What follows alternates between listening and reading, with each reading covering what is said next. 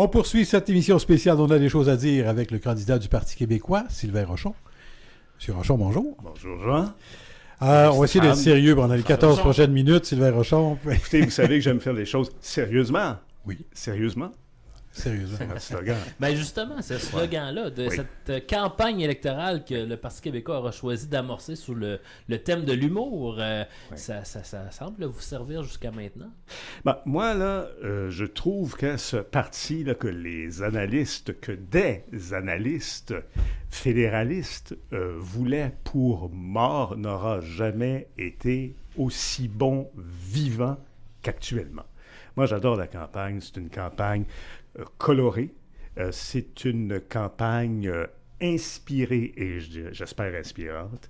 C'est une campagne jeune, c'est une campagne libre. Et on est bien dans notre peau parce qu'on est nous-mêmes. On est en accord avec nous, les candidates et les candidats du Parti québécois. Ce sont nos convictions qu'on met de l'avant, pas des engagements électoralistes pour gagner des votes, des propositions sérieuses, rien qui ne puisse pas marcher. Tout ce qu'on propose tient la route, c'est pour le monde. Alors, moi, je ne peux pas demander mieux que cette campagne, ce style de campagne, ce contenu. Je suis très fier d'être membre de ce parti, candidat de ce parti. Et quand on a sorti cette carte de l'humour-là, vous l'avez reçue comment?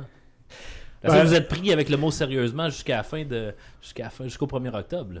Ben, moi, je trouve que c'est un très bel adverbe, sérieusement. Et je trouve que tout dépend du ton dans lequel tu dis. Sérieusement? Oui. Sérieusement? Je vous surprendrai pas. Moi, des sérieusement... Ouais. Je risque d'en servir pas mal à Jean Bernard. Et bon, tu sais, exemple, engagement caquiste.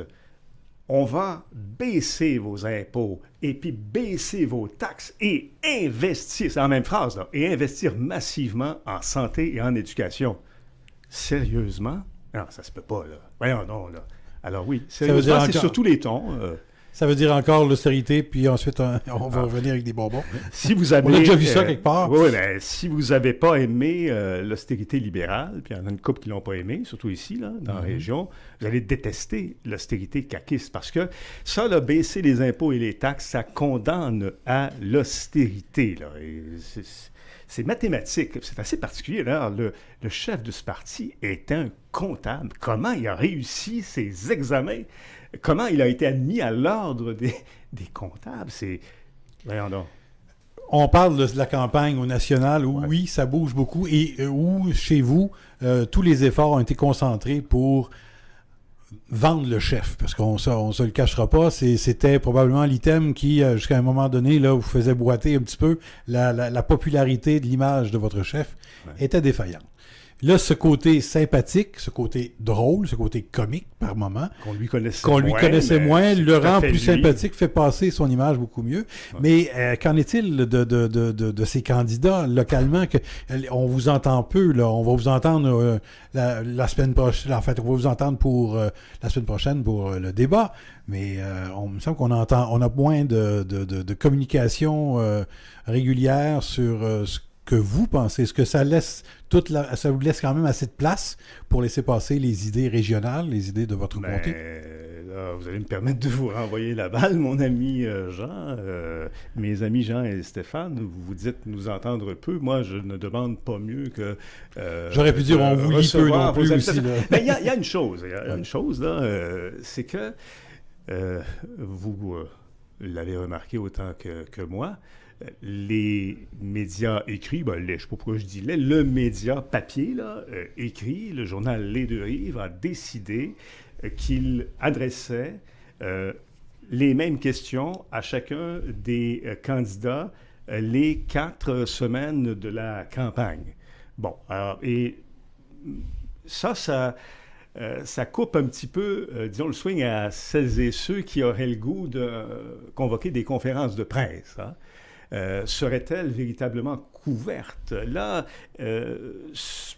ce journal, et ce n'est pas un reproche que je lui adresse, c'est une constatation que je fais, dicte un peu l'agenda médiatique des candidats. Alors, il y a cela. Ensuite, c'est de tout temps ça que les campagnes nationales ont occupé et occupent beaucoup d'espace médiatique. Mais on peut quand même chercher à avoir votre avis sur différents dossiers. Ben oui, vous avez reçu Jean-François Lisée cette semaine pour parler de santé. Ce sont de beaux projets. C'est viable, c'est réalisable, tout ça? Moi, là, je suis ravi que le Parti québécois ait dévoilé ses engagements en santé ici à Sorel-Tracy. Surtout l'un de ces engagements dont je saisissais le caucus à peu près à chacune de ces rencontres, le drame que constitue l'éloignement des directions. Hein? La centralisation. La centralisation. L'abolition des centres de santé et de services sociaux au profit de centres intégrés de santé et de services sociaux ou de centres intégrés universitaires de santé et de services sociaux, là, ça a desservi les hôpitaux locaux, les réseaux locaux de santé comme les nôtres. Mais ça, votre chef a été un peu flou là-dessus dans la période de questions qui a suivi le point de presse. Oui. Je l'ai écouté au complet, mais en disant qu'il ne défaisait pas complètement cette centralisation-là. Oui. Il ne défera pas les CI, 3S, USS ou en tout cas... Pourquoi? Etc. Mais il a tout à fait raison. D'ailleurs, moi, je ne souhaite pas là, qu'on recommence avec un autre bouleversement des structures. Je souhaite qu'on ajuste la structure actuelle. Il faut retrouver à la tête de notre réseau local de santé, à la tête de notre hôpital, de notre CLC, de nos CHSLD, une direction générale permanente locale pour que l'humain reprenne le pas sur l'administratif, tant pour les patients que pour les travailleurs. Une direction là, éloignée du terrain, là, ça ne produit pas de bons résultats. On a vu ce que ça produisait. Là. Ouais. Ça produit de l'épuisement professionnel, ça produit des traitements à l'extérieur de la région. Ça n'a pas de sens. Ce fut une mauvaise idée. Il faut réparer ça. Donc, le cheval de bataille là-dedans, dans cette restructuration du réseau de santé pour le Parti québécois, comme d'ailleurs, ici, localement, la CAQ en a parlé, Québec solidaire en a parlé, c'est de décentraliser, de ramener les directions générales. Ouais. Là, vous m'ouvrez une porte, par contre, Stéphane. Vous dites la CAQ en a parlé. Là. Moi, je trouve ça très, très, très particulier, là. Si la CAQ vous a dit, en passant, la personne qui a écrit le programme de la CAQ en santé, c'est celui qui est aujourd'hui ministre de la Santé pour le gouvernement libéral, c'est Gaétan Barrette. Non, mais il faut rendre à César ce qui appartient à César. C'est François Legault qui a recruté en politique cet homme aimé de tous, Gaétan Barrette, là, qui a scrappé le réseau de la santé. Bon, alors là, vous me dites, la CAQ... elle dit comme vous, là, et ça prend là une décentralisation, là. Ah oui? Comment se fait-il que cette même CAQ flirte avec l'idée d'abolir les commissions scolaires? Hein? Ce serait le même drame. Si nous abolissions ici là, la commission scolaire de Sorel-Tracy, là, les décisions se prendraient ailleurs. Hein? Et ce ailleurs, nous l'avons su parce que cette perspective-là, elle est apparue sous le règne libéral de faire disparaître la commission scolaire de Sorel-Tracy pour ne conserver que celle de Saint-Hyacinthe sur le territoire. Hein? Saint-Hyacinthe, d'où se prendraient les décisions relatives à l'éducation. Alors, le même drame en éducation prévisible avec l'élection de la CAQ que celui que nous avons vécu en santé.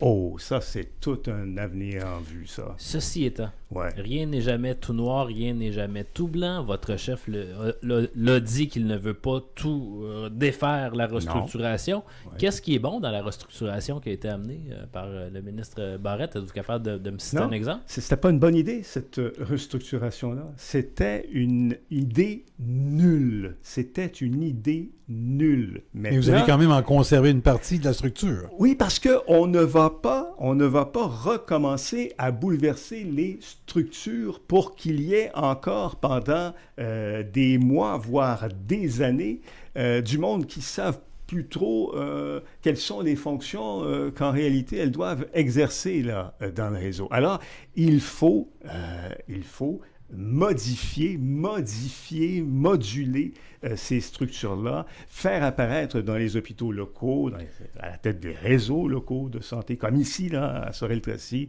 et dans l'Université Pierre de Sorel, des directions générales permanentes locales, quelqu'un là en position de pouvoir véritable. Moi, là, notre hôpital, là, succursale de Longueuil, je le digère pas, mais pas pantoute, et ça passe pas. Mais si on conserve la structure Oui. qui est éloignée Oui. et qu'on ajoute de la direction Oui. ici, est-ce qu'on n'alourdit pas encore une fois le processus? Pas du tout. Ah non, pas du tout. Il faut... Écoutez, ça se Donc on enlève des pouvoirs au pouvoir central. On ramène OK. ici un pouvoir de décision. Il Et reste- on en enlève aussi entre les mains du ministre, parce qu'il n'y a pas qu'à Longueuil qui décide pour nous, là. Le ministre, il emmène large en tabarouette, là. Et il n'y a personne de mieux placé que les professionnels de la santé dans les établissements pour prendre les décisions bien adaptées aux besoins des patientes et des patients. Et pour ramener ces gens-là ici, peut-être qu'on pourrait passer par un pont. Vous en pensez quoi, vous, M. Rochon, Moi, du là, pont entre Sorel-Tracy et Lanoraie? Moi, c'est assez facile à suivre, là. C'est que mon opinion, elle ne change pas au gré des sondages, d'accord? Moi, je dis depuis toujours, vous pourrez le confirmer, qu'il faut, sur ce pont Sorel-Tracy-Lanoraie, une étude gouvernementale sérieuse d'opportunité. Je l'ai dit, je le dis, je continuerai à le dire, et chose assez importante, D'opportunité. ça, une étude d'opportunité sur la construction d'un pont entre Sorel-Tracy et Lanoraie. Vous savez, il y a un escalier, là. Quand on a un projet en tête, un rêve, là, qu'on caresse, là, il y a un escalier, puis il y a des marches, il y a des étapes. Bien, cette étape-là, cette marche-là, l'étude d'opportunité, là, on ne peut pas sauter, là. Même si on est très, très en forme, là, elle ne se saute pas. C'est la première marche où il faut déposer notre pied.